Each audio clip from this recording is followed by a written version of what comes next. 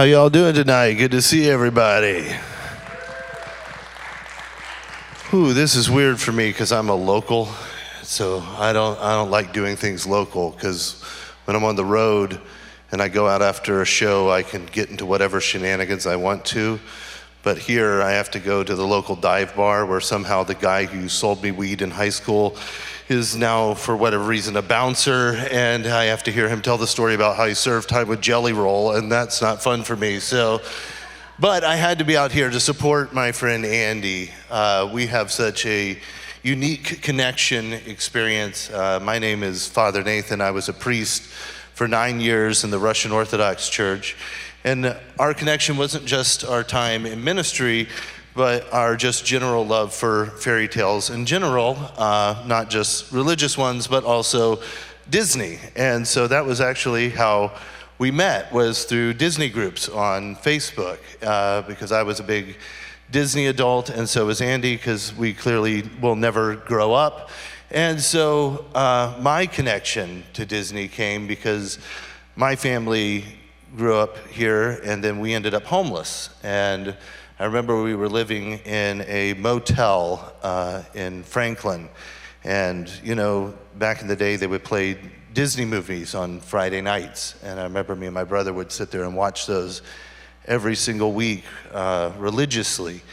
And it was a wonderful experience because all of those stories were framed around people who maybe everything wasn't going so well, but some fairy godmother or genie would step in and you could build yourself up out of being a street rat into maybe moving into a fancy palace where you actually have running water. And so I remember when they used to play those commercials all of the time that were the brother trying to get the other brother ready to go to Disney World. And my dad would look at us and say, one day when things get better, I'll take you to Disney World. And so we kind of believed, we had faith in this idea that one day when things got better, we would go. And then I made it into adulthood, having never had that promise fulfilled until I fulfilled that promise for my own children. And so I broke that cycle. And it was through breaking that cycle that I also got into religious work, because the framework that I grew up in taught me that if you wanted to help the poor and help people who were destitute and people who needed food, that religion was the thing that was going to do that. And so I did the logical thing, just like Andy did, and got into full-time ministry. And I learned that was not the right decision and that the promise that was made is not always fulfilled. And so I made an exit in 2013, initially in support of a marriage equality. And then I found that I was able to help people so much more on the other side of that pulpit than I was ever able to help them in the church. And I remember operating my first homeless shelter and walking in, and there were these two little brothers sitting in front of a television there in the common room, watching Aladdin in a safe place, in a place very unlike those little motels that I was growing up in. And I was like, this was what I was searching for the whole time. And I think that as I've watched Andy's journey, his literal walk that he has gone on, you know, it's that we enter into these moments like Andy did, where he was like, I want to teach people through the word and through song. And then he had to walk the walk. And sometimes walking the walk means that we walk out of the door of the church and into the places where Jesus actually is. Because in Matthew 25, Jesus told us that whenever we engage with the prisoner, whenever we engage with those who are without clothing or without food, that we are literally doing that to Jesus. And so, ironically, Andy and I have gone on this journey side by side, from Disney all the way to deconstructing our faith and figuring out what that means, and being still sort of oddly pastoral as we've sort of bumbling our way through all of this, said, well, here's how we are figuring this out. And so it has been such a honor and a privilege to watch Andy go through that journey, to watch the way that so many of you, his fans and followers, how you have interacted with him and just embraced him in every step of the way as he's invited us into so many of these intimate parts of his life. And the funnest part about this all is in the almost 2 decades that we have known each other, I got to finally meet Andy face to face tonight walking into this venue like many of you will tonight. So it is my honor, my privilege to welcome my brother, Andy Neal, onto this stage to tell you his story. Thank you so much, man. Appreciate you. Thank you. There's a joke somewhere there. A Russian Orthodox priest from the South and a Southern Baptist pastor from Oregon walk into a bar. I don't know what that is. Thank you all for coming. My gosh, if you would have told me 10 years ago, this is where I would be, this is what I would be doing, I would have said no, I would have prayed for myself, would have repented. This is insane. Harken Hall, thank you so much for having me. And Jamie reached out to me on Facebook after I had wrote some stuff that kind of caused some stir online, which I tend to do. She reached out and said, we need you in Nashville. And I'm like, okay. You know, my whole shtick is the Pacific Northwest, right? Like the stupid hike for stupid. Well, most of you probably know me, 38 million of you probably know me from this video up here, which we're about to show.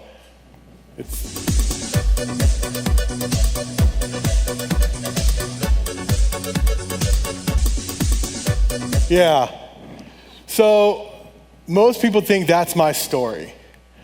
I busted on the scene, 400-pound hiker, going for a stupid hike for a stupid mental health, but it's been a much longer journey than that. And that journey's been cool. It's been amazing to be able to, have the job that every 19-year-old girl in LA wants, that's being an influencer. And it's really cool, but you know, you're generally not gonna see me walking around saying, hey guys, here I'm at Crater Lake. I'm not gonna do that.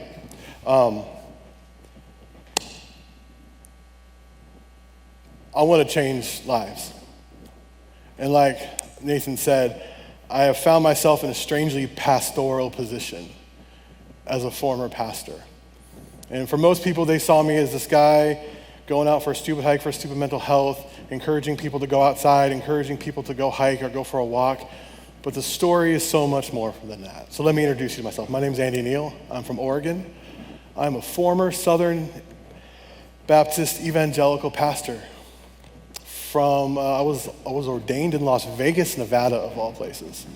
Had never set foot in the South before I became a pastor, a Southern Baptist pastor. And now I am speaking only miles away from the Southern Baptist Convention's headquarters in Nashville, which is just weird. I live in Oregon, Medford, Oregon, which is about 30 minutes north of the California border and about 4.5 hours south of Portland. Beautiful place. We're about an hour and a half from the Redwoods, or about an hour from Crater Lake National Park is what I call home. We've adopted 3 kids from foster care. Our 2 oldest have special needs, and I have been fighting and advocating for their mental health in Oregon. If you don't know, Oregon, depending on who you ask and when you ask, ranks between 47th and 51st for mental health services for children and teens. And it has been my mission as I've gone on stupid hikes for stupid mental health to change that fact. And what's funny is every time I tell people that fact, like Oregon ranks 51st in the nation for mental health services for children and teens, the thing they always say, maybe you guys will appreciate this here in Tennessee, lower than Mississippi? Every time, without a doubt. I mean, yes, lower than Mississippi, they're like 37th. Yeah, we're 51st. And there's a lot of reasons for that. But I'm here to tell you my story. So there was that viral moment. Let me tell you about that viral moment. So I had been posting online for a long time. Maybe at that point I had 5,000 followers. And I was taking my daughter to school, my youngest daughter. She was going to a magnet school near a river. There's rivers are everywhere in Oregon. Probably rivers, creeks, mountains, peaks, hiking's everywhere, There's that old Jim Gaffigan joke that everyone in the Pacific Northwest is dressed like they're ready for an impromptu hike. That is true. That is completely true. We're all ready to hike at any point. We got our Patagonia vests, North Face pants. I'm wearing hiking shoes right now. Come on. So I drop her off. I'm like, oh, there's this trend going around I've seen. This was January 2022, going for a stupid walk for your stupid mental health. Well, I like to hike. I'm going to go and I'm going to take my film school degree. I'm going to make this little video of me going for a stupid hike for my stupid mental health instead of the stupid walk. So I did it, and at the time I weighed 400 pounds. So I set up my camera on the tripod, I get out of the car, next shot, oh, the cool bridge over there, next shot, post it, immediately realized I misspelled mental, took it down, fixed it, reposted it.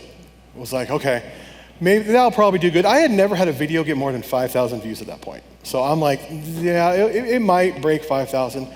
It was a 20-minute drive from the river to my house. I get to my house, 10,000 views. I'm like, whoa, sweet. Awesome. I'm going viral. Better get the antibiotics. This is going to be awesome. 10,000 views, which let me just say, 10,000 is a lot of views. That's a lot of people. I don't want to downplay that, but I had no idea what was about to happen. Within the next week, 10,000 turned to 100,000, 500,000, and then 1 million. And at 1 million, I'm like, okay, this is doing really well. I'm going to post this to TikTok. Posted to TikTok immediately, 2 million views, like boom, 2 million views, like whoa. And then on Instagram, it was like 3 million, 4 million, 5 million, 6 million. 6 million, all the news stations started calling my home, like, hey, who is this guy? Who is this local guy? Yada, yada, yada. I have like someone from Yahoo News calling me. I have the BBC calling me. 38 million views. And our life had begun to change. And I didn't realize how much it was going to change until that next weekend. I took my kids to this park near our house on Lithia Park. It's in Ashland, Oregon, if you know Oregon. And my kids and I were doing funny videos, and like 7-8 times I got stopped. Oh, you're that fat hiker guy? Yeah. Hey, can we get a picture? And I'm like, this is going to change. And my life did change. It completely got turned upside down for the better. But people think that's where my story starts. That my story, my success, and my platform started with that video. It's not. That's the moment that my story became visible. That's the story that people saw who I was. Now, before I go any further, I know people, when they read the description of this talk from Sermons and Summits, like, oh, is this like some religious thing? There's gonna be a band, he's gonna come out and say, all right, with every head bowed and every eye closed, I want you, if you just feel the tug of the Lord right now, I just want you to slip your hand up and that's not what this is. This is not me sharing a testimony. This is not me trying to do an altar. That's not happening. This is a safe place here. I always will let y'all know right now, I'm sure y'all being in Nashville, you've heard that. And plus, I just want a little background here. This is really funny. So having been a Southern Baptist pastor in mostly Las Vegas for years, I worked with all Southerners. And working with all Southerners, you pick up the lingo. I have been here for a day and y'all got me saying y'all again. Seriously. Like I just slip right back into it like it was nothing. It's been the weirdest thing. But this isn't a testimony in the evangelical Southern Baptist sense. This is my story. Story, how everything fell apart. And I came back certain about nothing. And that was okay. But better than ever. So there's not going to be any altar call. There's not going to be any raise your hand thing going on here. I'm just going to tell you my story. And my story started the fact that I was the son of 2 Southern Baptist preacher kids who became pretty disillusioned. Both my mom and my dad grew up in that world, moving from church to church. It destroyed my mom's family. And my dad was really bitter with the church and everything that was happening. They got married at 19, had me at 20, because they met at Bible college of all places. And when you go to Bible college, they tell you, you gotta hurry up and get together. So of course, kids came out quick. that whole thing. And they both became really better with the church. I remember going to church as a little kid, and my dad was actually leading worship, and something happened, and he just swore off church. But in all that turmoil, my parents were dealing with a lot. My mom's brother and her father, my grandfather, died within like 3 weeks of each other from completely separate things. She began to spiral, began using drugs, and my family life began to spiral. And I was 11, 12 at the time. And amongst that, my dad said, okay, we need to get back in church, so he takes me and my sister to church. And for the first time in a long time, I heard that there's somebody who loves me. I hadn't been around church. We were Christmas and Easter Christians, but there was somebody who loves me. And there was all these adults around who cared about me, who cared about, what I was interested in, what I was doing and how I was doing at school and the things I wasn't getting at home. And as my life at home was falling apart, there were these adults who cared about me. So I became extremely loyal to the church. And then one day, and it's kind of funny, Nathan mentioned Disneyland. I was at a conference called Acquire the Fire. Y'all probably know Acquire for Ron Luce, Acquire the Fire. This was 1995, 96. And I went, and I kind of considered myself a Christian, but then they did the whole altar call thing like I talked about. And that night, I accepted Jesus Christ as my personal Lord and Savior. And at that point, I was like, I'm going to live for Jesus. And I went full force into it. And the funny part of it about that is the church that happened was in Anaheim, California, right across the street from Disneyland. There's something called California Adventure there now. But so that just rings in my mind how that was always a part of my story. Disney was always a part of my story. And now I work with Disney as an influencer. It's pretty cool. But I said the prayer. Later, my grandfather baptized me in a baptistry where I would actually serve for the first time as a pastor. But the church became the place that was stable for me. The church became that place where I wanted to be, where I belonged. It became my family. And I don't want to down on that too much because when I needed positive adults in my life, they were there. The church was there for me. And I have to give them that credit. It was probably because of the Christian church, Evangelical church, Southern Baptist church I was part of, that I didn't go off and do crazy stuff that a lot of my friends at school were doing.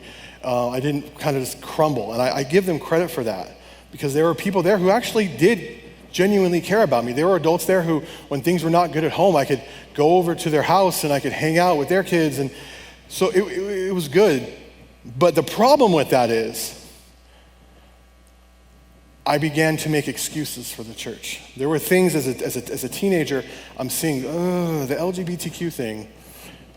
I'm not really judging. Oh, okay, well, the Bible says what the Bible says. Oh, the way we're treating the poor. I remember once I talked about how I had given a homeless man money, and we were living in Las Vegas at the time.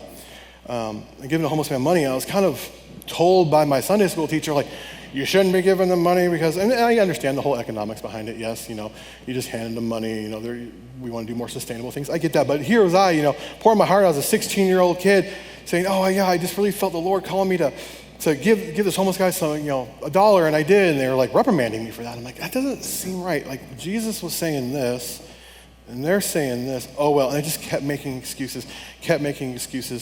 And it gets to the point where you assume that you are the problem. And they're preaching things like purity culture, true love waits, silver ring thing, all that stuff. And not that that's bad. Like, I personally waited till marriage. I'm glad I did. But they're sitting there shaming people, saying, oh, you don't want to. We would do this. But there was this one thing a youth pastor did where he had a guy and a girl get up on stage, and he put like rubber gloves on them, and he super glued them. And then he had them shake hands, and then they had them tear it apart. And he said afterwards, that glove is now useless, and that's what happens if you have sex before marriage. You're useless, you're torn, you're broken, this and that. And I was just like, that doesn't seem, okay. But the Bible says what the Bible says. And I kept making excuses for it. And then one day at a Southern Baptist camp called Centrifuge or Fuge or something like that. I committed my life to full-time vocational ministry. And I was all in at that point. I was going to be a pastor like my grandfather, who was encouraging me to do that. And I was at the church every chance I could get. Lock-in, I mean, you guys know, lock-ins, all these camps, all the things. It became my identity. And I'm living in Las Vegas at the time. I began to be known as a Bible boy at my school, which in high school is not something you want in the yearbook, and it was in the yearbook. We had this thing called See You at the Pole we did every year, and I would play my guitar. And literally, they put it in the yearbook, and literally underneath it had a picture of me, and it said, "Kumbaya." I'm like, ugh. But I was all in. It was who I was. Graduated from high school, went on a mission trip across Nevada with the Southern Baptist Convention, North American Mission Board. We went to all these tiny little churches all over. And Nevada's got some small, tiny, remote desert churches. Came back and immediately started attending First Baptist Church of Las Vegas. My thing was I was going to go to community college for 2 years, graduate, and then actually, funny thing, my plan was to go to Union University here in Tennessee, and then go to seminary, go to, Southwestern in Dallas or something like that. That was the plan. Well, that didn't work out that way because immediately I get in there. The youth pastor got fired, who I was actually working with. I was leading worship for the youth group. Youth pastor got fired. He was stealing money, which seems to be a theme in my journey in ministry. Youth pastor was stealing money. And so they said, "Hey, Andy, we know you can talk, you're good with the kids. Can you just run the youth group for a few weeks until we figure out this youth pastor thing?" And I did. And the thing is, I was super, super zealous. I wanted to impress the deacons. I wanted to impress everybody. So I'm getting up there and I'm like, I'm giving these fiery sermons, you got to live on fire now or live on fire later, that kind of thing, like turn or burn, Revelation 21:8 says liars go to hell. That, really, but trying to get the kids, like, that emotional, fire toked in them. And then one day, Sunday night youth group, I gave an altar call, the usual, and I was doing worship and teaching, so I had the guitar there, like plucking away, soft music in the background, and then asked for students to come forward. I had like 10 come forward, and the church, they were just ecstatic. And I know out here you think First Baptist Church, you think it's big. No, this church maybe had 300 people, so 10 kids accepted Christ in one night. They're like, whoa!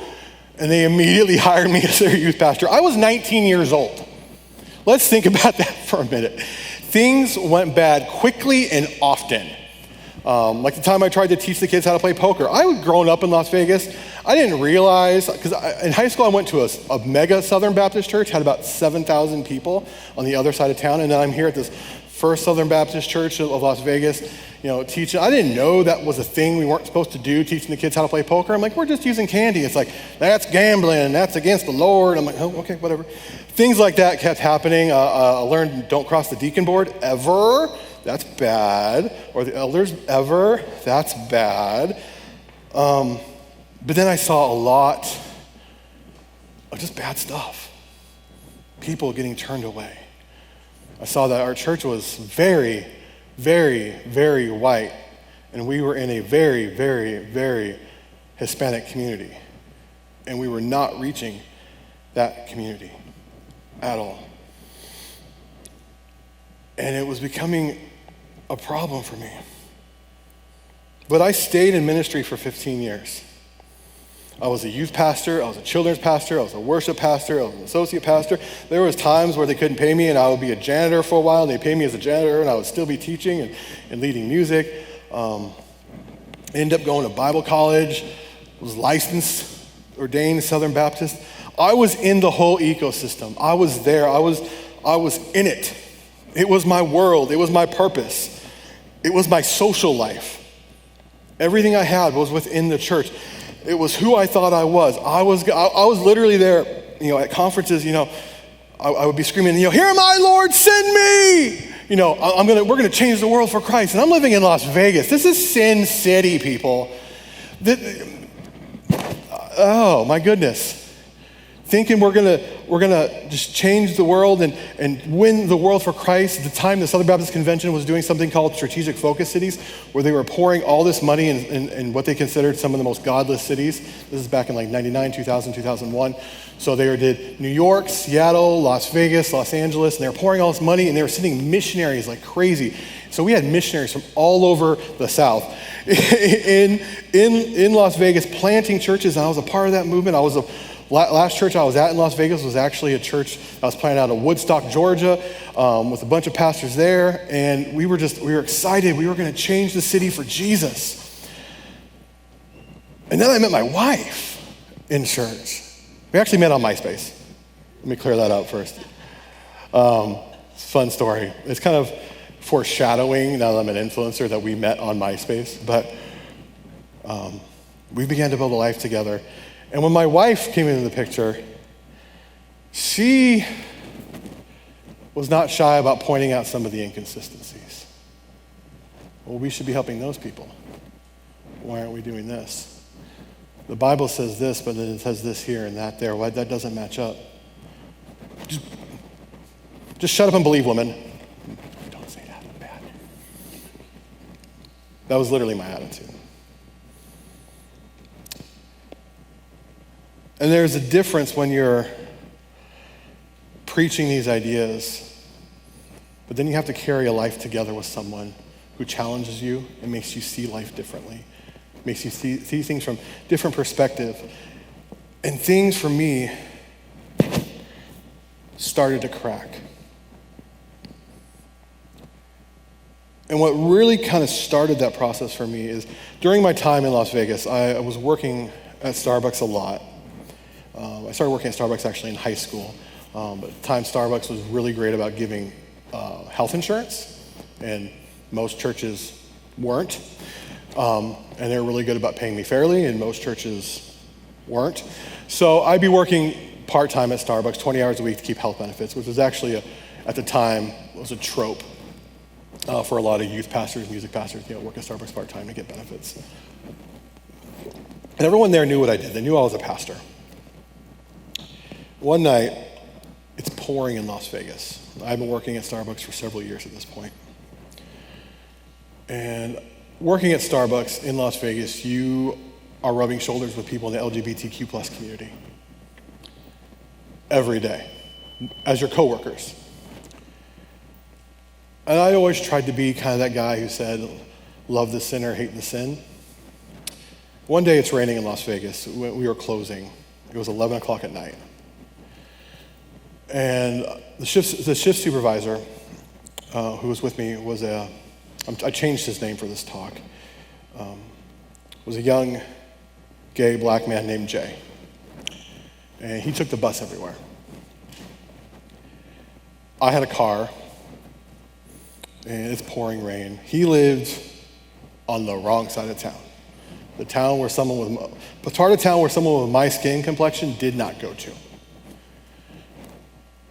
He's standing there on the bus stop. Now, see, before I had a car, though, I used to take the bus everywhere in Las Vegas, and I knew, okay, we're on Sahara and Decatur. He needs to get down. Oh, crud. He's going to be standing here for 20 more minutes before the bus even gets here, and then he's got 2 transfers. I can get him home in 10 minutes. Let's show him Jesus. So my dude, get in the car. I'll take you home. No big deal. Take him home. He's like, hey, Andy, can we actually stop by like Taco Bell quick, get something through the drive-thru and get something to eat? I haven't eaten. All right, cool. And we get to his apartment complex. And you can see, this is not a good part of Vegas. You look up, like the stratosphere, which is the big tower in Las Vegas, is right there. We're kind of in the shadow of it. It's pouring. He's got his food. He's like, hey, can I just finish this real quick? Yeah, cool, whatever. And he says the most profound thing to me. He's like, Andy, you and me, we're not so different. And I'm like, dude, you are a gay black man living in this side of town. I'm a straight white Southern Baptist pastor. I live in frickin' Green Valley, nice part of Las Vegas. He's like, I used to be a lot like you. I'm like, okay. He's like, I was an intern for my pastor. I loved Jesus. I was gonna be a pastor.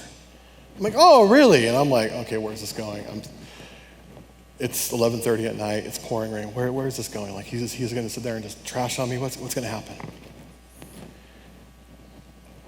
I used to be a pastor, he tells me. I just wanted to serve God. I wanted to go and change the world. But I couldn't shake this thing that was going on inside me. And in my circles, and in his circles as well, the same-sex attraction. And he's like, I would pray, and it just wouldn't go away. It just wouldn't go away. So finally, I went to my pastor, who was my mentor, who I was interning for, because I was going to go to seminary and do all this stuff. I just wanted this to go away. And I said, Pastor, I'm struggling with this. I'm struggling with same-sex attraction. I need to get rid of this. And immediately he tells me, they called him an abomination. They called him hopeless. They said, don't come back until you pray the gay away. And his family and his church completely disowned him in an instant. And he's sitting there in my car in tears saying, I just wanted to serve God. I just wanted to help people, but I couldn't shake this. I couldn't pray the gay away. And I'm trying to hold back tears. I'm trying to be tough. I tell him some story about, well, my church isn't like that. Yes, it was. God can change you. God's not going to change that. If you're gay, you're gay. Like, there's no praying that away. And he left my car, and not for long after that, I transferred to another Starbucks. But that story really started getting the cracks showing in my life.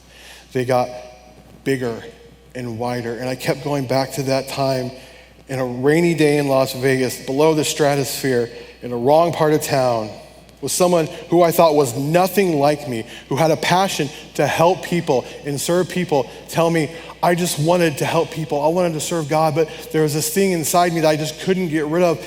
And no matter what I did, I accepted Jesus as my personal Lord and Savior. He wiped my sins away clean. I made all the confessions. He died on the cross. He was resurrected, all that stuff. But this thing I couldn't pray away. So they cast me out. And I knew something was wrong.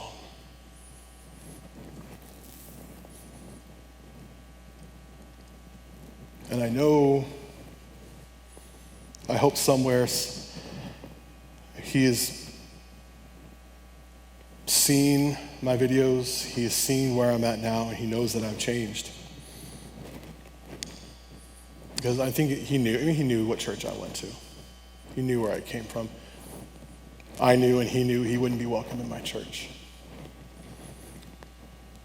I hope he now has seen me and has seen the change. Because he lost everything he knew. It was gone. In my own life, started noticing how often the faith I had required me to defend so many bad actors, so many bad decisions. I started noticing how love and the love of Jesus came with conditions. You can come to our church first, but do this. You're welcome here if you don't do that. Come as you are, as long as you're not like this. Kind of changes the meaning of that altar call song. If you know, you know.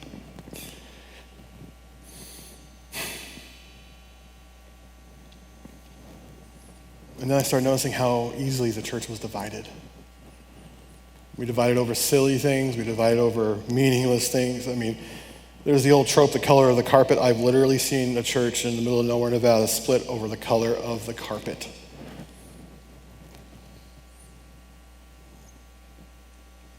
I had been trained as a pastor to put people in categories, saved and unsaved, faithful or backslidden. We would shun people who were living in sin. And I thought that was love. I thought that was showing them the love of Christ. If we shun them, if we don't, show them the love of Christ, they'll want that and they'll come back. They'll return to the Lord like the prodigal son. And I look back to that system and I realize how much it was about control. How much it was about controlling behavior. It was about money. It was about white supremacy. It was about chauvinism. It was about homophobia. Because see, I also grew up as a conservative. My family, very, very conservative. As a high schooler, I went to meetings of the Young Republicans. I was all about it. I registered to vote when I was 17 in 2000. I turned 18 in June of 2000, and in November 2000, I was so excited to vote for George W. Bush, and I was so excited to vote, and I was stumping for him, and I was just all about it. I didn't know I had another option. What? Jesus likes other political parties? No, we're the party of faith. We're the GOP, God's only party. We're it. That's who we are. People of the Word. And shortly after what happened with Jay, I began to see cracks, and I began to see, okay, yes, there is the abortion issue, yeah, but there's we should be helping the poor. We should be, making sure people have food to eat. There are things wars. This whole war thing is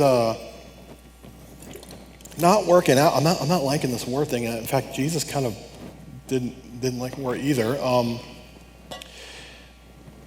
And it was just really kind of getting at me. And in 2008, I voted for Barack Obama and told no one but my wife. And I held on to that. And it just always amazed me how, for some reason, in my church world, in my conservative Southern Baptist evangelical church world, we thought that God, to be a Christian was to be Republican, was to be a member of the GOP, God's only party. In 2012, I was at a Baptist church in California, actually, at this point. Northern California, Crescent City, which is like the northernmost point on the California coast on the 101 before you get to Oregon. And I had voted for Barack Obama again. At this point, my views were changing quite a bit. I realized that God isn't a single issue voter. There's other things we need to worry about. If we have evangelicals, or if we're going to say, we're the party of life, we're pro-life, we need to be pro-life, from cradle to the grave.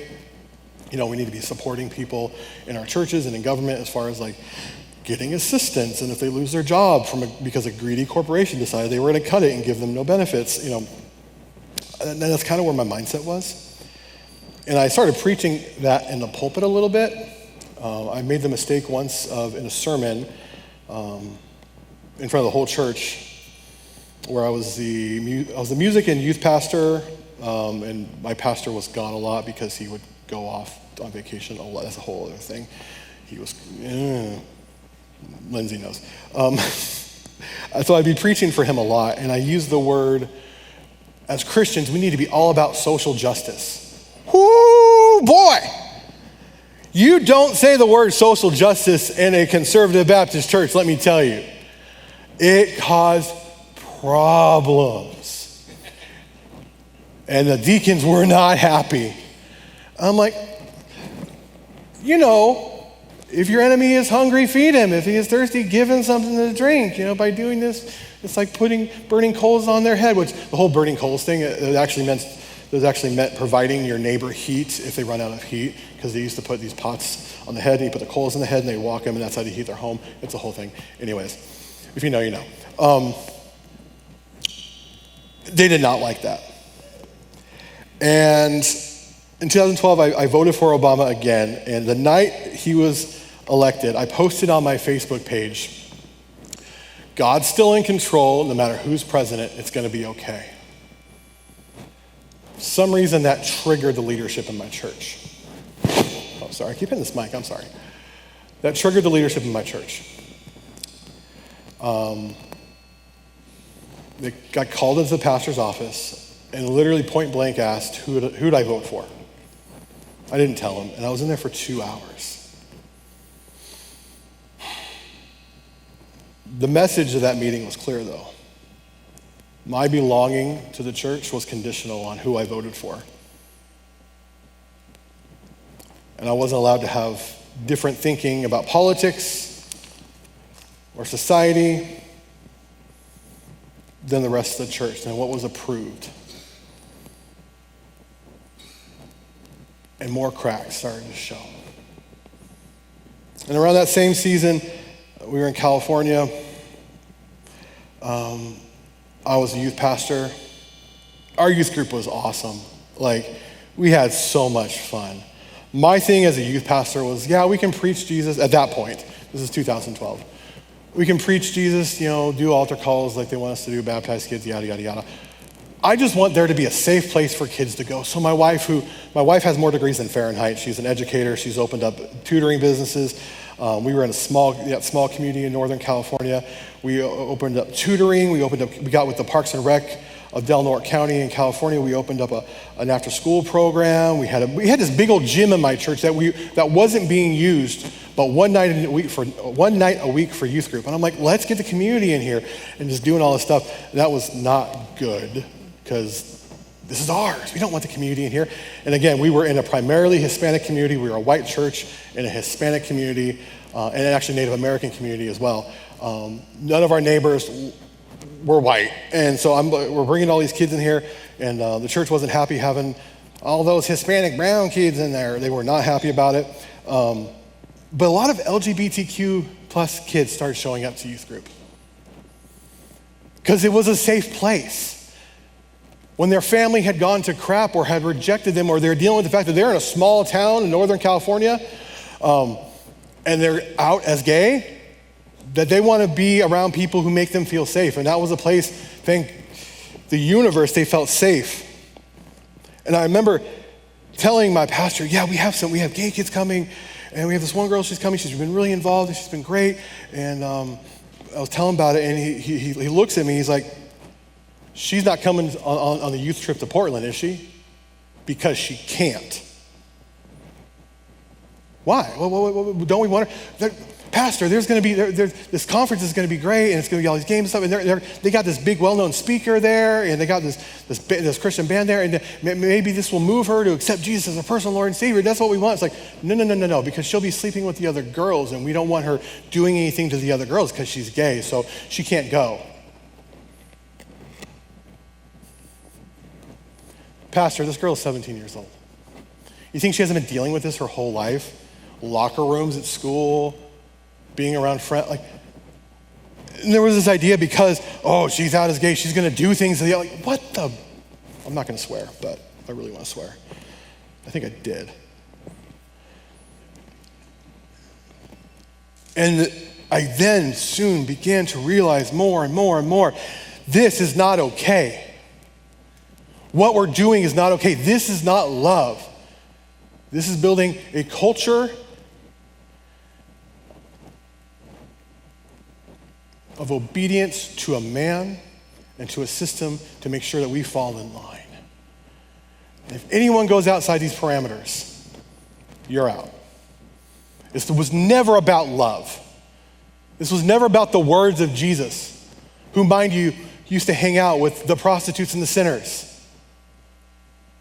as recorded in the Gospels. It was never about that. It was about control. It was never about helping. At that point, we left that church. And we get to my last church, my wife's hometown, Medford, Oregon. I found out about this church. They were looking for a youth and music pastor as an associate pastor position.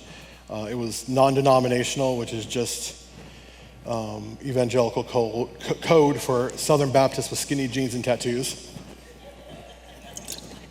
And the pastor was covered in tattoos, skinny jeans, bald head, looked really cool.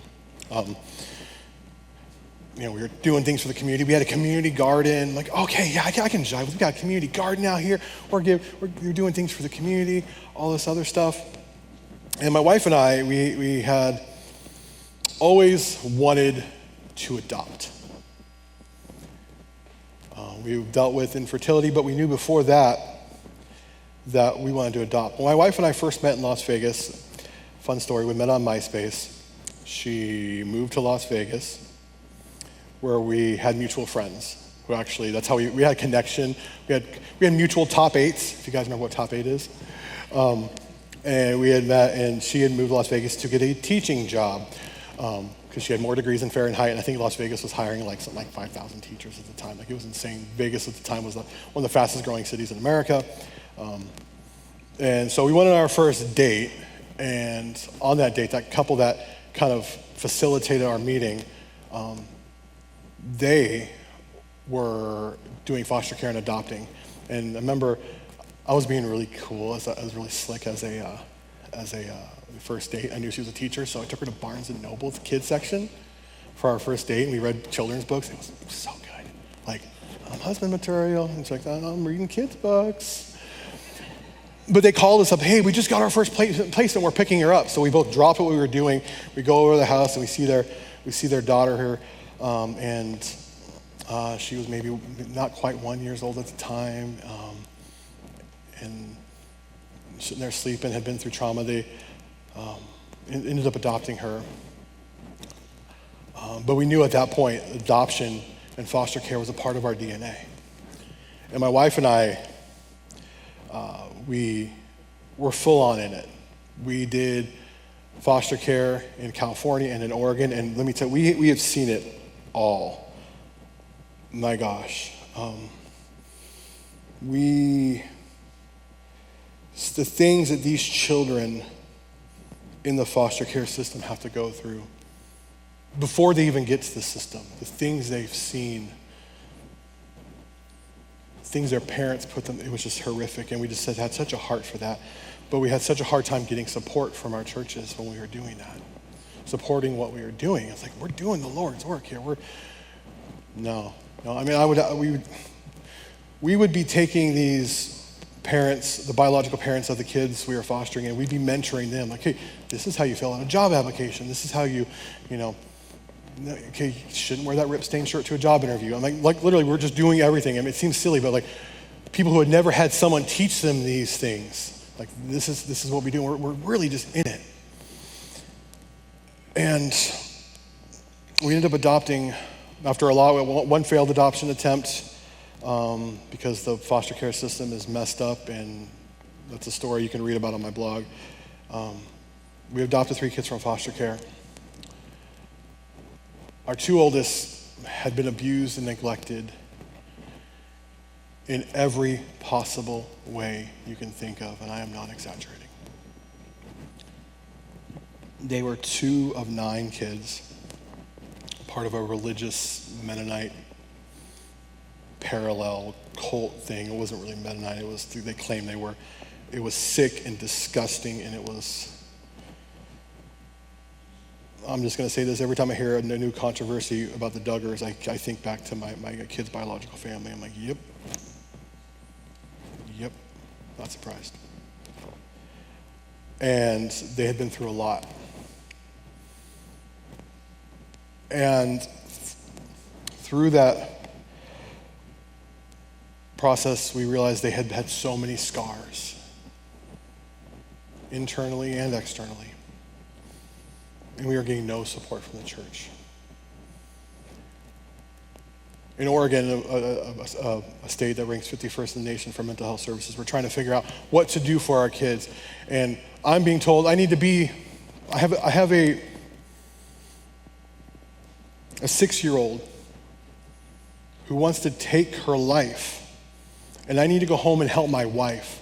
But you need to be at this small group leaders meeting to sit there so we can show a united front. And I'm saying, this is what's happening at home. I need to be at home. And they're like, no, if you leave, you're in trouble. And I left, and I got in trouble. And this is what broke it for me. The same thing that Jay's pastor had told him to do if he wanted to come back to church, pray the gay away. They were telling us to do with our kids. Pray the mental health issues away. We weren't praying hard enough. We weren't doing it right. We weren't trusting God. Pray it away. He'll fix it. Put it in his hands. We were doing that. We were taking them to Christian counselors and Christian therapists. That wasn't helping. They had deep emotional and mental scars. If you ever have a chance to look up what reactive attachment disorder is, it's when a child early in life, they never have those synapses in their brain develop for attachment. So they see caregivers as a threat. And so their whole way their brain is wired is just for survival. And that was our two oldest. And everything you can think of happened. And they're telling us to pray the mental illness away and that I need to be more attentive at my job at church and I need to not be worrying about them so much. When they are saying and doing things, I would be scared to death if an adult said, and they are 4 and 6, Pastor. Pray harder, trust God more, keep the faith. Acting like mental illness was just Satan, demonic demons, some BS like that. And it kept creating more questions, and this disdain it crystallized in me and exposed the cruelty that can hide inside these systems. That you don't give a damn about people. You care about your system. You care about your associate pastor being at this meeting of small group leaders that he had nothing to do with, so you can show a united front and people aren't questioning, oh, why isn't he here? Because you want to look good, pastor. So in 2017, I left. I left it all behind. Shortly before that, I was sitting in Red Robin. And my wife had been struggling. And she has said to me, I don't believe in God anymore. I was a pastor. This is how we made money. This is how we kept the lights on. But I knew at that point that was the final crack. Because I didn't believe anymore either. I tried to put on a brave face and tell her, oh, just pray more, pray it away. Whoa, what are you saying, Andy?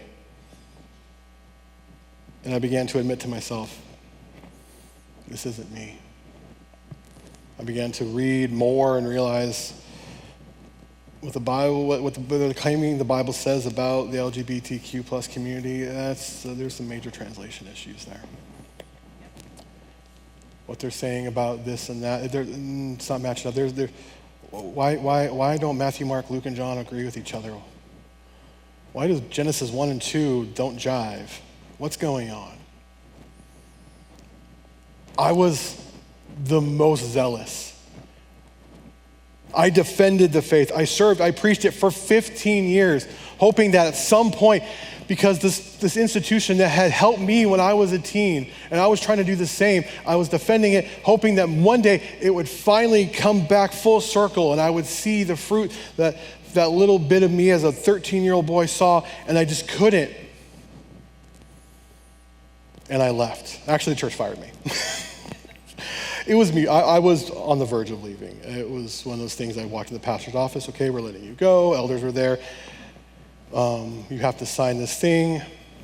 At the time, I was getting really into video and movies. I was doing a Disney podcast. That's how I met Father Nathan. And they didn't like that. My family and I would go to Disneyland a lot. They didn't like that. Shouldn't be spending your money at Disney, spending it for the Lord. They handed me the non-disclosure agreement and said, you need to tell people that you're going into the entertainment industry and you're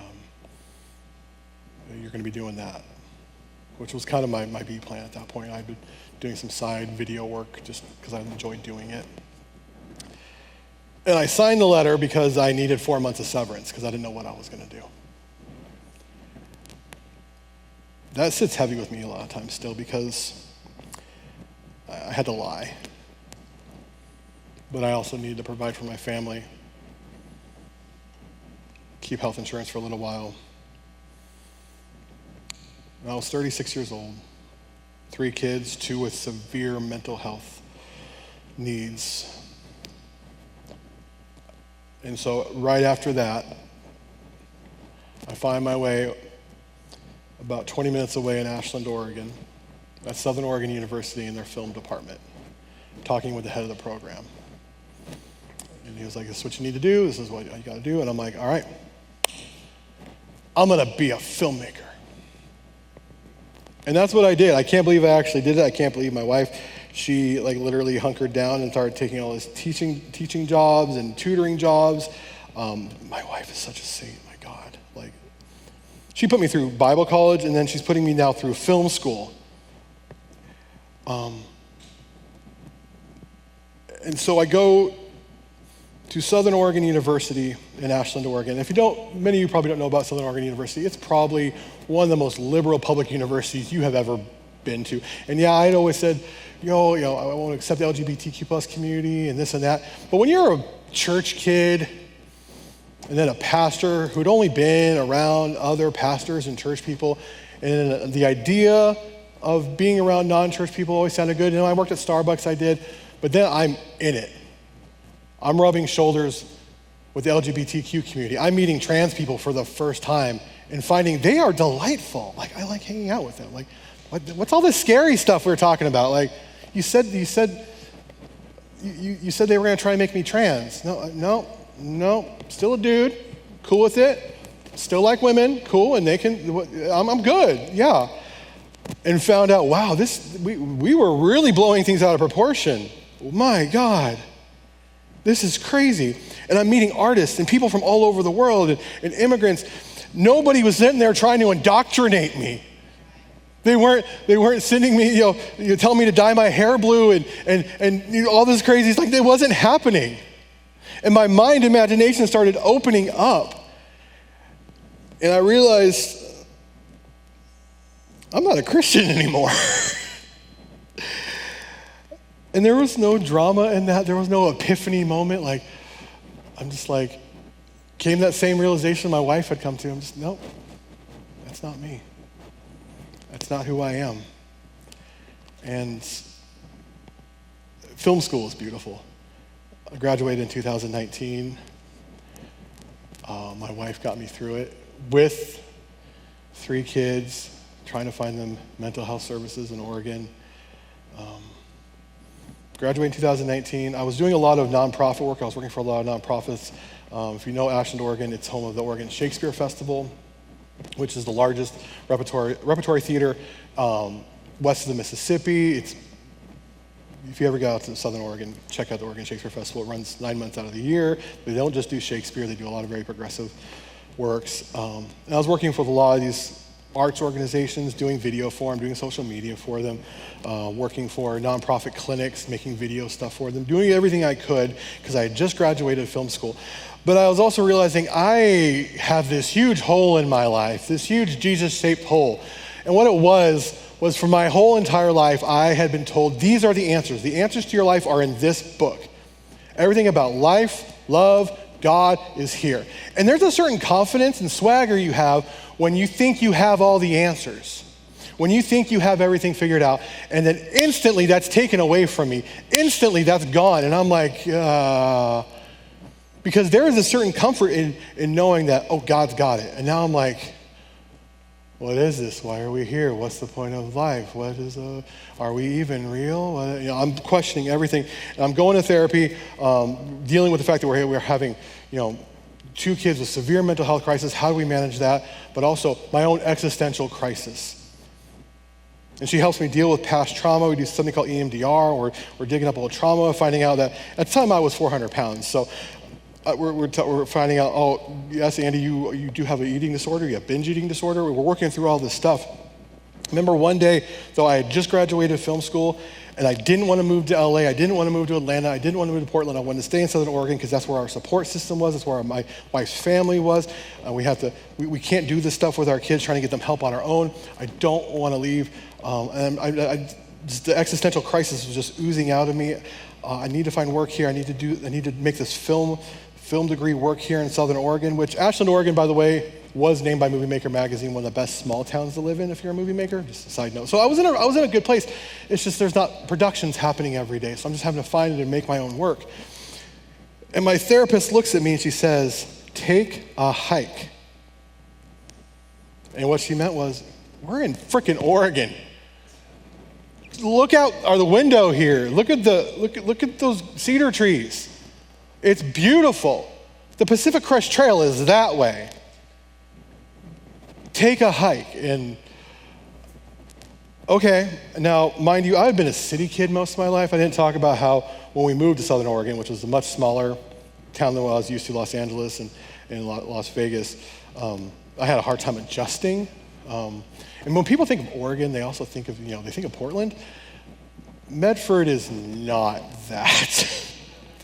A friend of mine is a comedian from Oregon, Dustin Nickerson. He tells this joke that once you leave Portland, you see Confederate flags everywhere, and you're like, Oregon wasn't in that war, but okay, we'll pick a side, I guess. So it's very, very conservative place. And I'm just trying to figure all that out. But I'm going to therapy, and she says, go take a hike. And I'm like, okay, I'm going to go. And I went hiking Hobart Bluff. I took my youngest daughter, Izzy, and my son.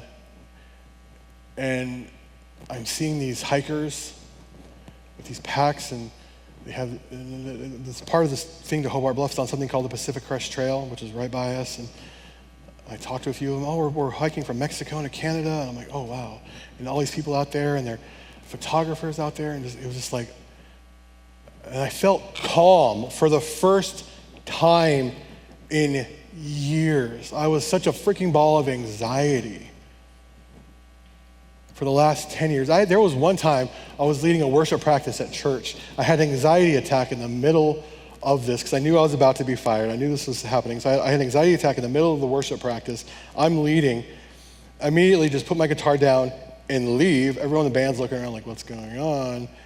And then left the church open all night long, unlocked. I came back the next morning, and I was the first one there. I'm like, I left. Oh, crap. Okay, nobody can know about this. I was such a ball of anxiety. And for the first time, I felt peace. And I was immediately like, this is now my whole personality. And I just started hiking all of the time. And I found purpose in it. And I felt calm. And I felt peace. Everything wasn't clear. Everything wasn't fixed. But the voices in my head weren't making all that noise anymore. And there's something about nature. Shortly after that, something happened called the pandemic. Couldn't get any work. Literally bill collectors coming to our door, which is, I still think that's weird. We had bill collectors coming to our door, but we weren't supposed to leave. Go figure. The only thing I could do was hike. And so I hiked. And I hiked every day. And I just started posting videos. I just started posting about it. Couldn't find hiking clothes. I'm still 380 pounds or so. Columbia Sportswear, they had plus-size hiking clothes that was safe to wear. Moisture wicking, the whole thing. And I just started wearing that. I was posting Columbia Sportswear, tagging them on Instagram and on Facebook, and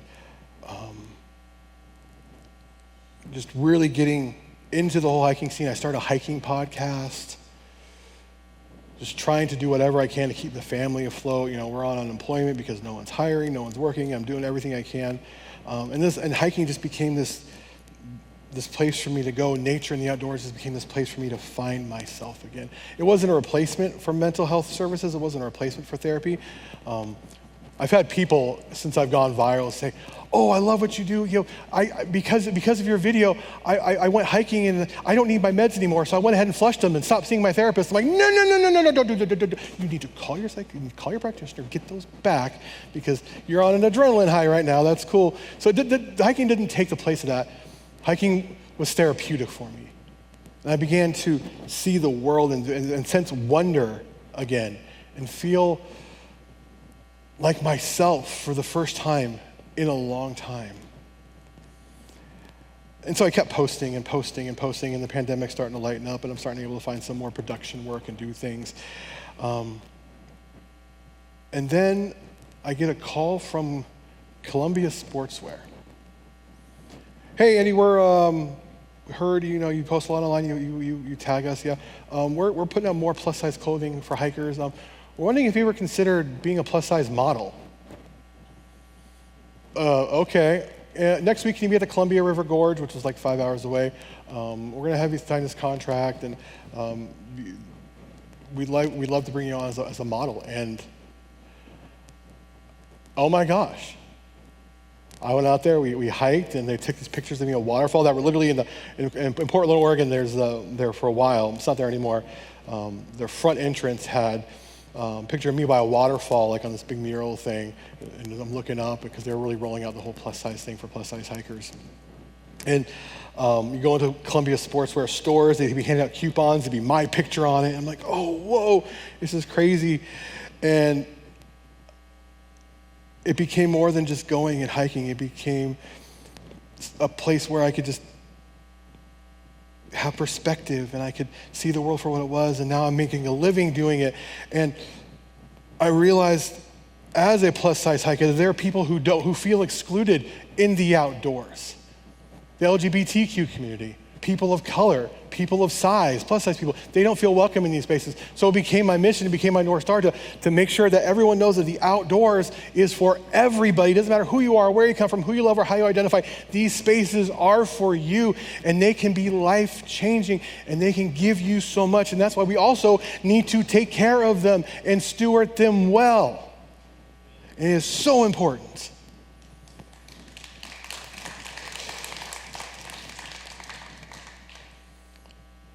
The outdoors are a place where I could experience something sacred without feeling like I was being coerced, where I was being sold to. And my public voice started to take shape. Columbia Sportswear did some articles about me. I started getting more modeling gigs. At the time, whole plus size clothing thing was real big. Body positivity was real big. I began to advocate for foster care in the outdoors. Talk about compassionate masculinity and toxic masculinity. And then we come back to January 2022. I went viral, going for a stupid hike for my stupid mental health. And the funny thing is, I had Columbia working with me before. I had done some stuff with them. It was really cool. When you get 38 million views and you have a very specific niche, fat hiker dude, all the outdoor brands, whoosh, and all of a sudden, everyone's throwing me checks, like, make a video here, make a video there, and we're like, oh my gosh. But then I also realized what an immense responsibility I have to advocate for the outdoors, to advocate that everybody belongs in the outdoors and in fitness spaces, that these spaces are for all of us. Responsibility I had advocating for mental health, because I have 2 kids who live in a state that has the worst mental health services for children and teens. Literally 51st in the nation if you count DC. And I am the stupid hike for stupid mental health guy, so I need to be advocating for mental health services at the state level, and I've done it. And as Jamie here at Harken Hall says, I cause good trouble. I literally had the governor's office in Oregon, and the governor, we align on paper on almost every issue, but her office literally was like, you need to handle him and take care of him and shut him up. Because I was pointing out these problems, like, yeah, we talk a good game in Oregon, we are all progressive and stuff, but we're not helping our kids in education, we're not helping our kids with the mental health services. It shouldn't be that I go someplace and I tell people Oregon ranks 51st in the nation for mental health services for children and teens, and they say, lower than Mississippi? And I say, yes, lower than Mississippi, absolutely. It shouldn't be that way. We need to put our money where our mouth is, and I'm causing good trouble. A lot of people online now say, oh, Andy, you're still a pastor. And I get what they're saying. I don't like the title. I'm still communicating. I'm still telling stories. I'm trying to say something that's true. I'm trying to help people feel less alone. That instinct never left me when I left ministry. It just changed venues. One of the things I get asked all the time now is, Andy, what do you believe now? A lot of people one like, well, yeah, you don't go to church, but you still believe in Jesus and the gospel, right? And I'm like, I believe in beauty. I believe in love. I believe in nature. I believe that I don't trust anybody who has certainty. I don't think we're supposed to be certain about everything. I don't think we're supposed to have all the answers. I traded certainty for humility. I traded rigidity and legalism for wonder. I traded control for honesty with myself and my family. And I don't have all the answers. And it's not the point in life to have all the answers. I no longer confess certainty as truth. I don't think that can be known. So I'm standing in the rubble of what I used to be as an evangelical Christian. And the dust clears, and what remains? My wife, Lindsay, remained. I love that woman so much. We just celebrated our 19th wedding anniversary. And we realize, as so many people who have gone through what we've gone through, that when with good reason, a lot of them have separated, they've gone their own ways. But some reason through all this, we've been each other's rocks. Love remains. My kids, through all their struggles, they remain. Compassion, storytelling, these things remain. My desire for truth, wherever you find it, remains. And just because something is true and you don't like it doesn't make it less true. The sacred remained. The outdoors, I find those spaces sacred. That's why I defend them. That's why if you've been following me online, you know this week I threw up a shitstorm talking about the boundary waters up in Minnesota and how they're trying to extract resources from there because a Chilean billionaire who's friends with Trump decided, hey, I'm going to lease a house to Ivanka and use that to get a favor so I can get the copper out of there and ruin one of the most pristine wilderness areas that's going to ruin it for hunters, fishers, anglers, hikers, kayakers, and destroy that pristine wildland, which will destroy the watershed, which will mean there will be no clean water for the people of northern Minnesota. Those places are sacred and they must be protected. In my own home, I do the same. Protecting the Rogue River watershed, Crater Lake National Park, going into Crater Lake National Park, protesting for the rights of the workers there as their benefits and their jobs are being taken away from them from a very, very hostile administration. I didn't stop caring about truth. I just learned to seek truth differently. And I've had to mourn who I was. It's been a process. I get triggered sometimes. Being here in Nashville, my wife's never been in the South before, and we're driving by these massive churches. I spent a lot of time in Atlanta. And I'm like, oh yeah, that's small for here. She's like, wait, what? I'm like, we don't have anything close to that in Oregon. Like, yeah, I know, that's actually kind of one of the medium-sized mega churches here. The whole evangelical industrial complex, I call it. But I see that and I'm like, oh. Sometimes I do long for those days where you had built-in community and you had built-in friendships and I had certainty. But then I think and come to my senses like, nope, because then I'd be lying to myself. And I went from preaching sermons to now hiking up summits. It does not mean I left one world and mastered another. It means I just kept moving. And now my goal in telling these stories to people and coming out here is to hopefully let you know, and the people around you know, that change is possible. I was a conservative, evangelical, Christian pastor. And now I'm a social media influencer who works with the Democratic Party, advocating for public lands. I have gay and trans friends. I've changed. And one of the main reasons I changed was because of people like Jay. He showed me kindness. He knew who I was. He knew I didn't, at the time, approve of his lifestyle. But he and other gay and queer folk I worked with at Starbucks always were kind to me. And that's when the cracks started. There's a scene from Rocky IV I always go back to and I compare it to my life. Rocky IV is where he fights the Russian, Drago. And during the fight, they're in Moscow and they're fighting and the crowd's really hostile to Rocky and they're booing him. And then a turn happens and Rocky starts beating Drago and he beats him down and the crowd turns. There's a turn in the middle of the fight. And Rocky ends up knocking out or winning the fight, beats the Russian there in Moscow, and the crowd's cheering for him because it's the underdog story.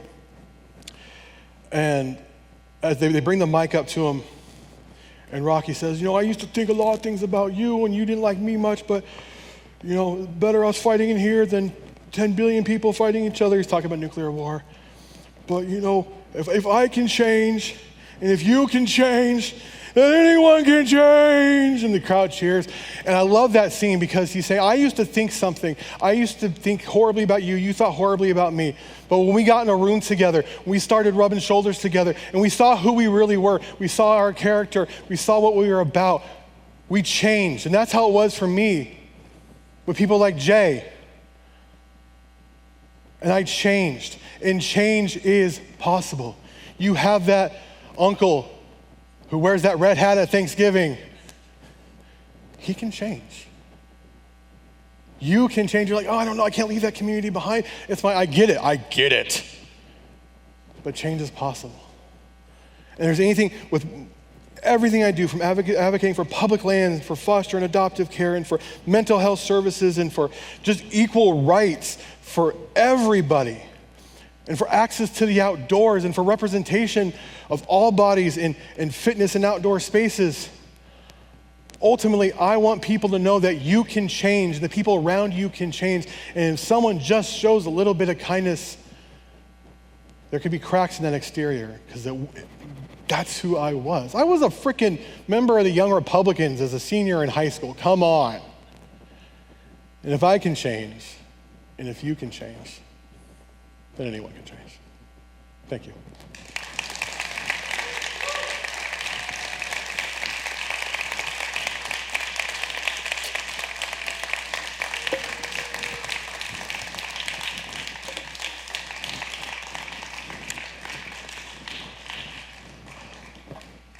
I think there's supposed to be a microphone going around. We're going to take a Q&A. If anyone has any questions for me, I'm going to assume that if you just want to ask me a question, just raise your hand up and there'll be a microphone brought to you and you can ask me anything, and if I don't want to answer it, I won't answer it. And I'm going to sit down because I've been on my feet for an hour. Hi, thank you so much for this. I lived in Portland for 6 years, so I know there's hiking trails everywhere. My personal favorite, Multnomah Falls. Love Multnomah Falls. Absolutely best. Medford, really close to California, but still Oregon. Yep. I hate those guys that are trying to secede the state. But anyway, I worked for a neurologist for 7 years, and during this time, I studied different things about brain chemistry. And the Buddhist monks, when they're meditating, they change in an MRI, they change their mental health, the chemicals that are being released. I'm not going into too much detail, but anyway, what they've proven is with 45 minutes of walking, you get the exact same result as you do with professional meditation. So if you can't meditate normally, walking is actually, you're right, you should take your meds, you should see your therapist, but people think, running, but there are huge benefits to walking, and it's very great that you're out there advocating for it and going around the country. And I just want to say thank you for coming to Nashville, and thank you for your sermon. And I personally am bipolar, and I was not able to fully live my life until Latuda was invented. I had very difficulties, and mental health is ignored in this country. Mm-hmm. It is condemned. People do not, they want to sweep it under the rug. Yes. And with your experience with your children, I can only imagine how it felt to hear people tell you to pray away. Mm-hmm. I mean, that right there would have just, I would have punched the guy. But I'm from Tennessee. But anyway, I just wanted to say thank you again. Thank you so much. Thank you for sharing that and being vulnerable. It's amazing. There's so many studies have come out. I have a friend of mine who is actually an MD doctor, and she has written a book on forest bathing, which is the process of Japanese practice of going out into the forest or wooded or nature area and connecting with nature. And they've actually seen marked better results physically and mentally when you spend time outside in nature, when you are out walking. If you come to the hike tomorrow morning out at Shelby Bottoms, we'll meet at the Nature Center. I'll lead you through a short little meditation with that. But yeah, it's amazing. And what I also like to tell people is people are like, oh, I'm not in shape, I'm not ready. I'm like, walk to your mailbox and back. And walk to your neighbor's mailbox and back. It doesn't have to be this epic thing on the Appalachian Trail or the Pacific Crest Trail, or do what you can, because the stupid walk for your stupid mental health really does make a difference. Thank you so much for sharing that. I appreciate that. Hi there. That was me. Okay. My name's Eric, and thank you for coming to Nashville. This is great. I find it really interesting. You say you've deconstructed.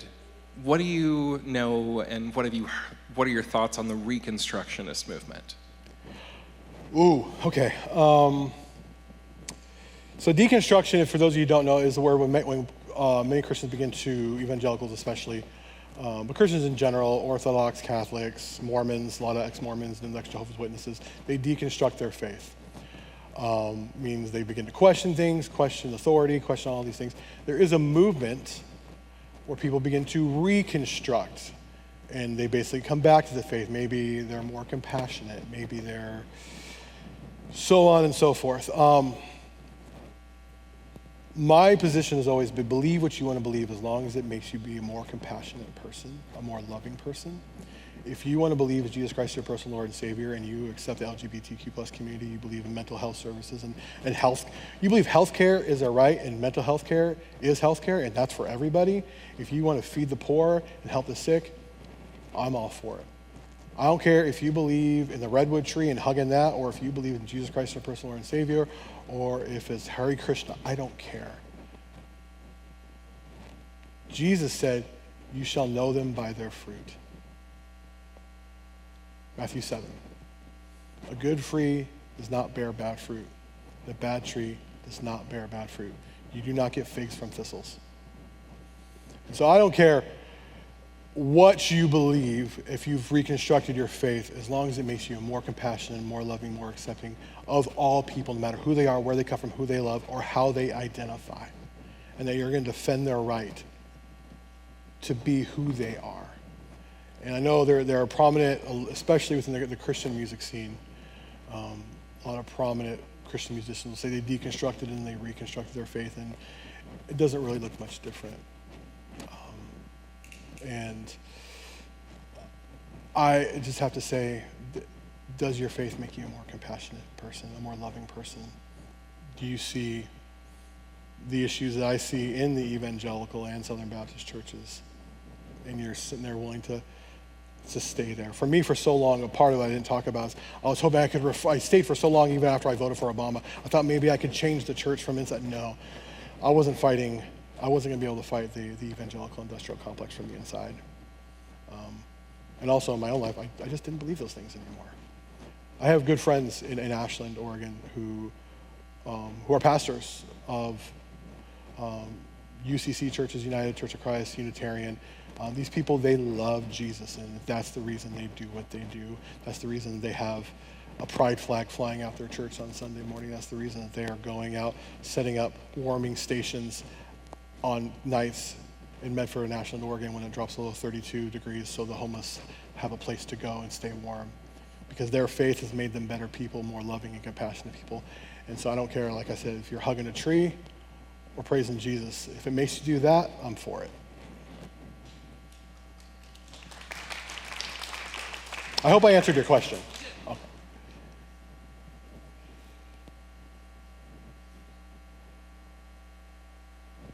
Any other questions?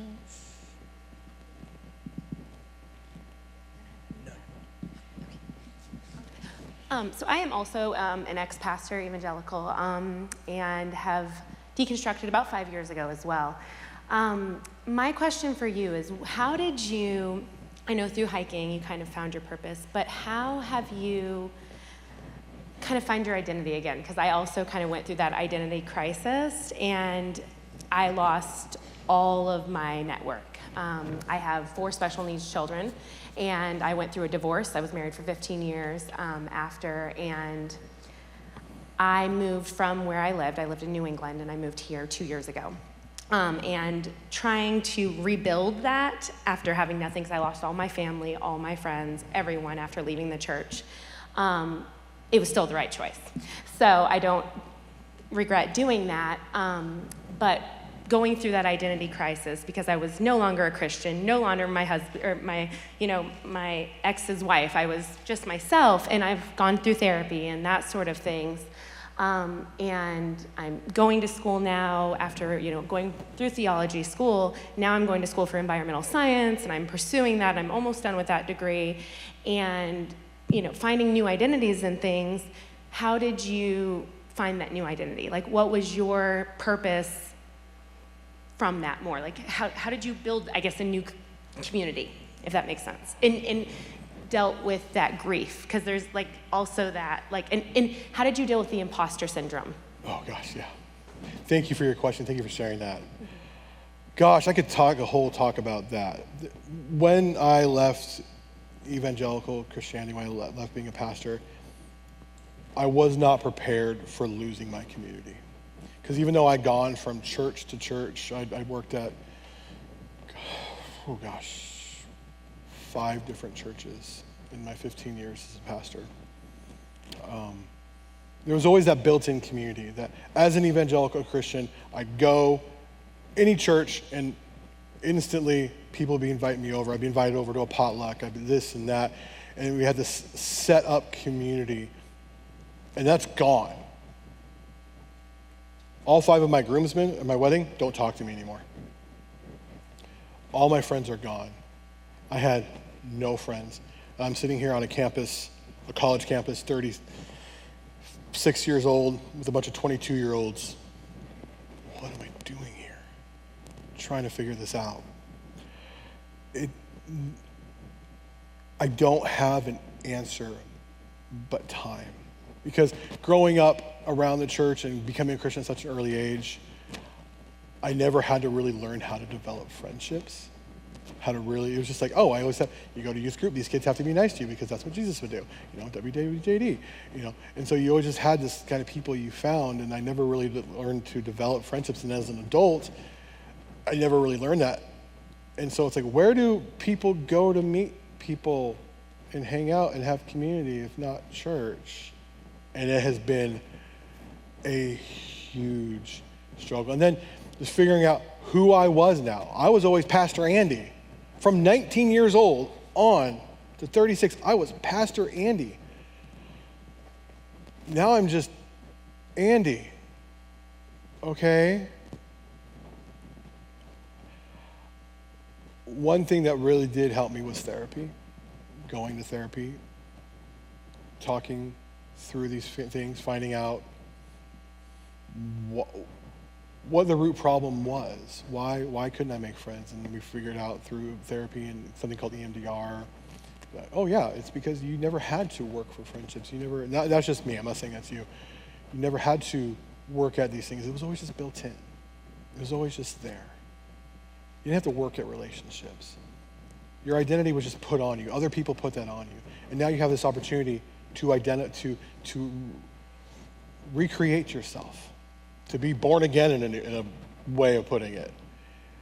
And I just leaned into the things that I loved. I fell in love with hiking. I fell in love with the outdoors. And with that, I went to film school, fell in love with making videos and doing that sort of thing. And then those things kind of merged together when I made a video. And I realize how extremely lucky I am. There are people who've been creating videos online on TikTok, Instagram, YouTube for years and have not seen the success that I've seen. And I get that. I am so privileged. I've gotten to work with some amazing people and companies. But just finding out, what is Andy like? What is Andy into? Where does Andy like to go? I just did what everybody else did before. What's the childhood trauma Andy needs to deal with? I did this thing they tell you not to do in evangelical Christian churches and evangelical circles, is I put myself first. They always tell you, not only that your righteousness is as filthy rags to God and you're horrible and you're terrible. They tell you these things. That really gets into your psyche, the original sin. And then they tell you, you are second. You are second to God. You always put others before you. Consider others more important than yourselves. That's literally in the Bible. And I get the tone of that, do unto others, but at the same time, it really kind of gets to you, and you never really care. You never really ask, what does Andy need? Where do I want to go? Who do I want to be? And I think it's just asking yourself that question, who are you? And wherever that journey takes you.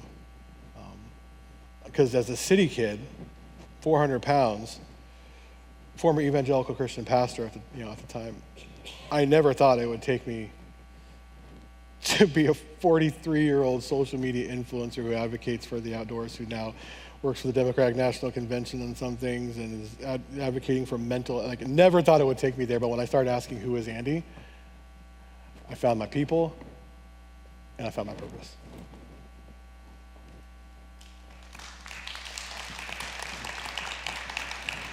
And it's still hard. It's still very hard.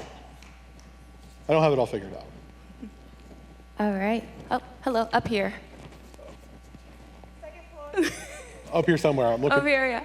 Thank you so much for sharing your story. I have experience in that deconstruction and reclaiming your identity. And I always like to think of deconstruction as just reorienting yourself to things. And I love that you've kind of expressed how you are, I guess, where you are when it comes to religion and nature. But I'm curious if you can speak to that moment where you step away from something that forced an identity on you and made every decision for you. And then when you had to switch to actually owning your decisions and trusting yourself, could you speak to that? That's scary. Coming to the point in your life where you're having to, you can't say that was God's will. That's what God wanted. Coming to that point where I need to make decisions for myself. I need to do what's best for me. At first, it's extremely lonely because you had the Bible to fall back on. You had the excuse of that's God's will to fall back on. And now I realize that I'm, in a lot of ways, the controller of my own destiny. I can make decisions for myself. I don't need to ask some Santa Claus in the sky for permission to go here, do this, start this, should I do that? I think about it. I talk with my spouse because it's going to affect her. All right. I mean, gosh, my wife, after I go viral and I tell her, I'm gonna do this I think I can do this full time now. I can make TikToks for a living. Most normal, sane spouses would be like, here are the papers. It's like, I know, yes, you're good at this. You're good at what you do. Do it. And when I started putting myself first, and I started taking responsibility for my decisions and not Santa Claus in the sky, I've created a really cool life for me and my family. And I've gotten to go places and do things I never thought I would get to do. It has been so rewarding. It has been so fulfilling. It has given my life purpose and meaning like nothing else in the church ever has. And that's not to down on people who serve in a church, like I said before, who, as long as they're loving people and accepting of all people, no matter who they are, where they come from, who they love, or how they identify, and they're protecting the environment and stewarding that, that's fine. But to be able to put myself number one and take responsibility for myself, it has been empowering. It has improved my relationship with my family, my spouse. It has made me a better person because I'm not loving you because Jesus tells me to. I'm loving you because I think you're a genuinely interesting person and I want to get to know you. I'm not getting to know you because I have an ulterior motive, because I want you to say this prayer on the back of a gospel tract so you'll come to my church when we get our numbers up and we get you baptized. It's because I'm genuinely concerned about you and I want to see your life get better. I'm not sitting there telling people, go for a stupid hike for the stupid mental health because, I want my view numbers to go up because I know how that has changed me and the benefits that has done for me, and I want to see that for other people. And it's because I started putting myself first. And in a culture where you're told the best you can do is filthy rags to God and you got to put yourself second or third, or it's liberating and it's invigorating, and it's actually made me a more compassionate, more loving, more caring person. And I've been able to impact way more people doing this than standing behind a pulpit. I hope that answers your question.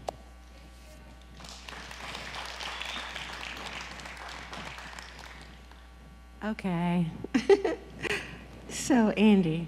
Yes. This is a hard time for a lot of us. And I found you on social media, and I started going, who is this guy? I mean, you talk about stuff that is so important, I think, to a lot of us, not only about body positivity. You talk about how it's different when you're 400 pounds versus when you're 150 pounds less than that, especially for women.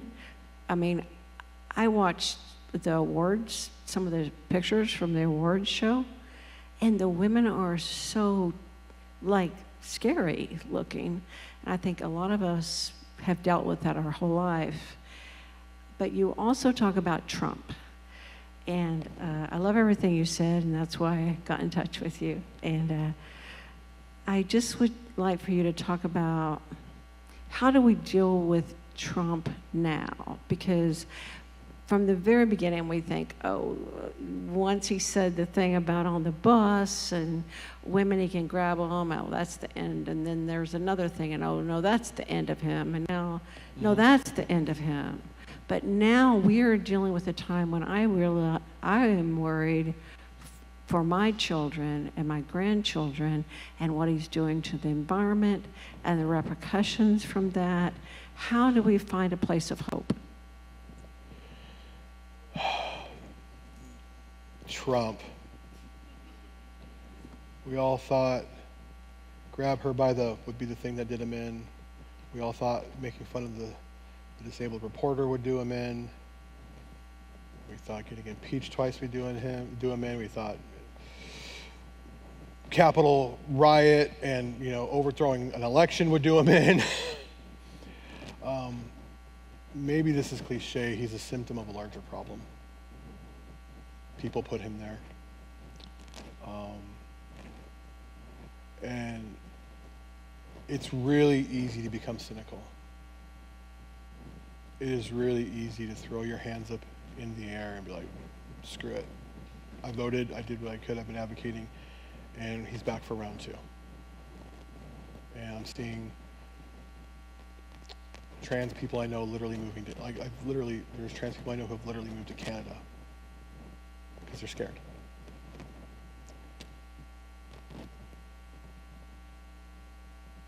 And the first thing I would say is back to the story with Jay.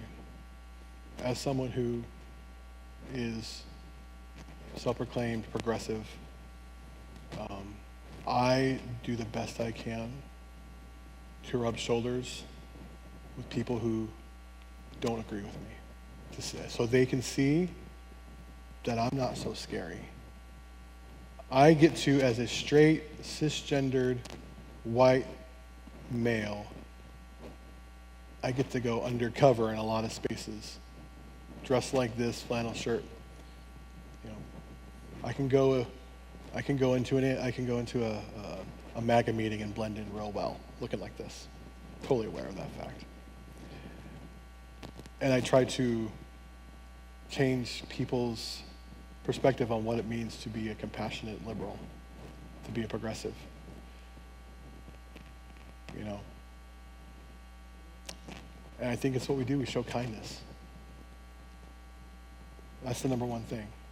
We're not out here, handing out abortions, telling people to hug trees and go dance naked in the redwood forests.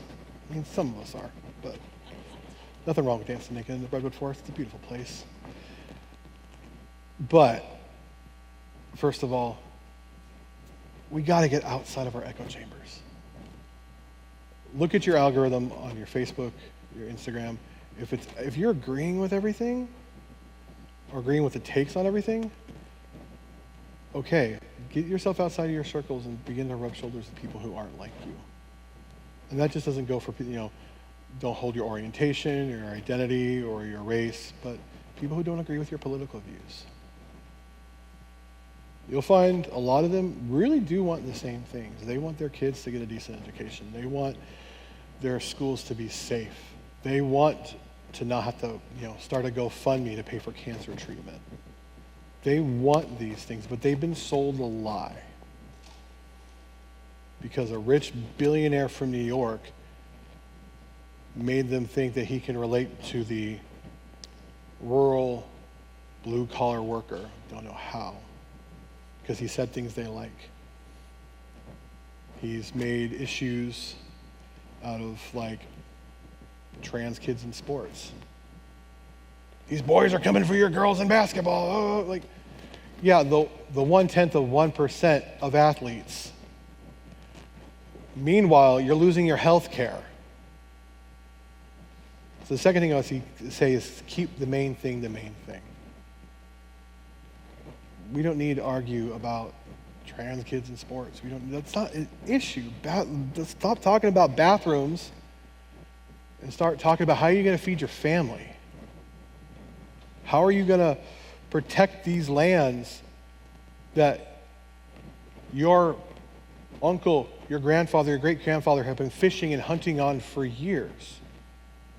A friend of mine who works in conservation, he's a hunter, he's very progressive, but he goes out and he protects lands, and there's a lot of people on the left as well who very much are against hunting and fishing, but they've come together and they say, if we don't come together to protect these lands, we're not going to have anything to argue about when it comes to these lands. And I love that idea, you think, we shouldn't be hunting here, it should be only for hiking or kayaking. I think, responsible hunting and gun ownership's okay. But we both agree these lands need to be protected so we can have something to argue about. Show kindness, rub shoulders with other people who maybe you don't agree with. Keep the main thing the main thing. And lastly, I would say just be a good neighbor. Be a good neighbor. And then one last thing, vote. Vote. I know you're in Tennessee. I get it. I know June's no longer Pride Month here. It's now Nuclear Family Month. And I know a lot of you are still going to be waving your rainbow flags in front of your house. That's awesome. Vote. Words of Barack Obama. Don't boo. Vote.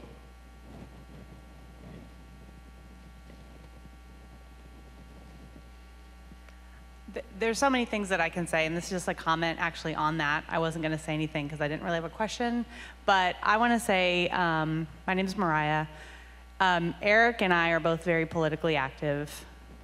Both of us in the last couple of years have lost elections by less than 50 votes. And there are so many people in this state, in this area, that feel like it doesn't matter to vote.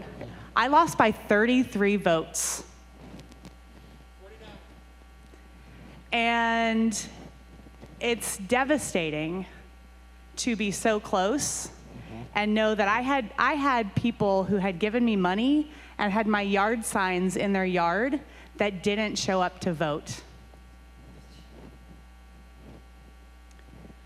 Make sure you bring people to the polls when you go, because we just don't feel like it's even worth it to vote. It's so important, not just the big elections. And thank you for sharing that. My wife and I was on the board of the Ashland Independent Film Festival, and we screened a film called The Librarians, and how in these small towns, these small town elections, the library boards of these counties, they would get these very, very conservative people in there, and no one would show up, and the conservatives and the Republicans in those counties would rile them up and like, oh, they got these books in here and they're trying to indoctrinate our kids. It's not just president, senator, Congress. Every school board election, city councilor, library district, dog catcher, I don't care. Vote, vote, vote. Be politically active. Use your platforms. Get out there. Because the thing is, so many of us aren't voting. Guess what they're doing? They're trying to take away our right to vote. They're trying to make it so you have to have a passport if you want to vote. Which, that's also a backdoor way to try to make it so women can't vote, because your birth certificate has to match the ID and this and that, and so many women have changed their name, and so we'll get less women voting, and it's a whole, they've got this thing figured out. Read Project 2025. They have a plan. Vote every single election. If you can't show up, vote by mail. I live in Oregon. We all vote by mail. Even Republicans in Oregon are like, what the hell is this? What? Like, you want to take away voting? It's just how you do it. Why would I take a day off of work and go vote when I could just fill this out and send it in? Like, they're trying to take away your right to vote. They're trying to marginalize you. They're trying to take away your voice. And when I hear 33 votes, 48 votes, that's what you find inside of a Starbucks on a Saturday morning. Get out there. Vote, vote, vote.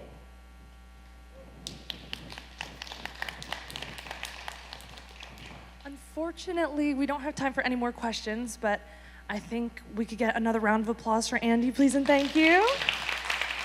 Thank y'all. You had a lot of really fantastic things to say, and I know that many members of our staff in the audience resonate with you, but I wanted to ask if you could talk a little bit about your hike tomorrow morning. Tomorrow morning at Shelby Bottoms, we're going to meet at the Nature Center. It's not going to be a big, crazy hike. I think most of the, haven't been out there yet. Most of the trail is pretty much paved, going for a 1.5, 2 mile loop there around the Nature Center. I'll lead you in a forest bathing meditation. The trading company in Franklin, who I'm working with right now, gave me a bunch of swag and coupons for y'all. And it's going to be a time, there'll be signs out there, 9 o'clock. And just be a time we can go and just spend some time in nature. I'm excited. I've never been out there before.